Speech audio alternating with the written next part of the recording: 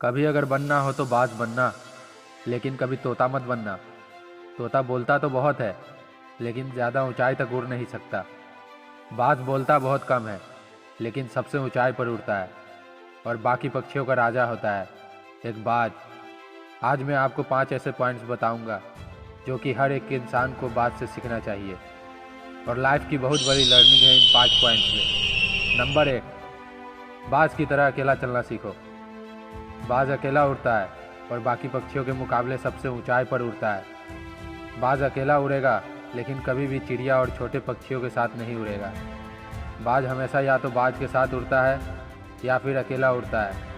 इससे हमें ये सीख मिलती है कि छोटी सोच वालों से हमेशा दूर रहे और अकेले रहो, क्योंकि यही तो वो समय है जब खुद को जानने का असली मौका मिलता है। नंबर 2, बाज की तरह अपनी लक्ष्य पर ध्यान दो।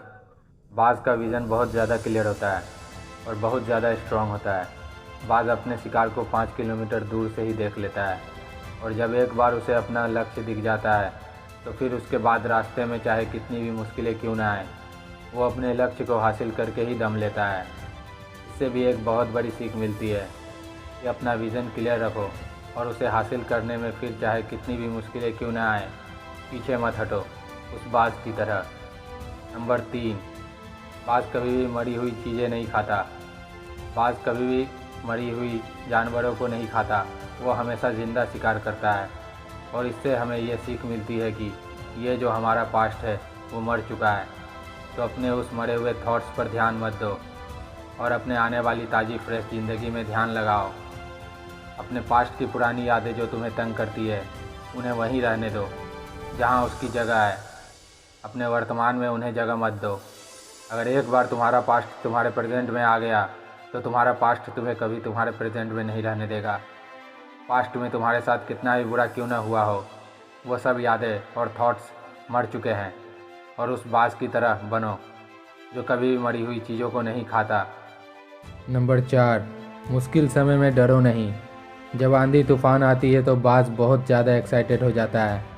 जब बारिश होती है तो सारे पक्षी छिपकर बैठ जाते हैं, लेकिन बाज को बहुत मज़ा आता है। जब तेज़ हवाएं चलती है तो बाज उन हवाओं के सहारे और तेज़ी से ऊपर की ओर उड़ता है और ऊपर उड़ते उड़ते इतना ऊपर उड़ जाता है कि बादलों से भी ऊपर पहुंच जाता है। और इससे भी एक बहुत बड़ी सीख मिलती है कि मुसीबत में भी मज़ा ढूंढो।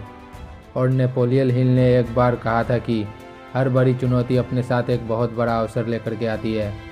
तो उस बाज की तरह तुम भी अपने अवसर को पहचानो और जिस दिन उन अवसरों को पहचान लिया, फिर सारी मुश्किलें तुम्हारे नीचे होंगी और तुम उन मुश्किलों के ऊपर होंगे। नंबर 5, अपने कंफर्ट जोन से बाहर निकलो। बाज अपने घोंसलों से सॉफ्ट घास को हमेशा निकाल देता है ताकि बाज का जो बच्चा होता है वो उसमें कंफर्टेबल ना हो सके, क्योंकि अगर वो घोंसले में कंफर्टेबल हो गया तो वो वहीं रहना पसंद करेगा। लेकिन बाज ऐसा कभी होने नहीं देता। बाज एक पक्षी है और उसे भी एक बात पता है कि कंफर्ट जोन में कोई ग्रोथ नहीं होता है, लेकिन हम तो इंसान हैं और इंसान होने के बावजूद कई सारे लोग इस बात को समझते ही नहीं हैं। आप जितना ज़्यादा कंफर्ट जोन में रहोगे, आपकी लाइफ आने वाले टाइम में उतनी ही अनकंफर्टेबल हो जाएगी। आज के लिए बस इतना ही। अगर वीडियो पसंद आई हो तो वीडियो को लाइक और चैनल को सब्सक्राइब कर देना। मिलते हैं अगले वीडियो में, तब तक के लिए धन्यवाद।